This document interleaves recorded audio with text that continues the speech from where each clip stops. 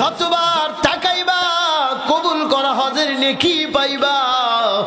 মসজিদে বৈশা কোরআন তেলাওয়াত করলে আর নফল নামাজ পড়লে যেই নেকি হয়, মা বাবার সামনাসামনি বৈশা সুমিষ্ট ভাষায় কথোপকথন করলে ওই পরিমাণ নেকি হয়। মা বাবা বড় আদরের জিনিস।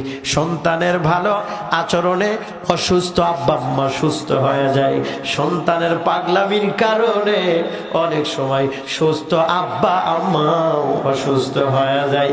আর্মির স্যারের মতো আমাদের অনেকের মনে জ্বালা, হুজুর ওই স্যারের মতো আমাদের জীবনের মিল আছে। আমরা যেই সময় ছাত্র ছিলাম আমাদের বাবা মা বাইচা ছিল, খাওয়াইতে পারি না। ইদানিং জীবনে যাই কামাই করি না কেন আদরের মা বাবা বাইচা নাই। এর সমাধান চাই।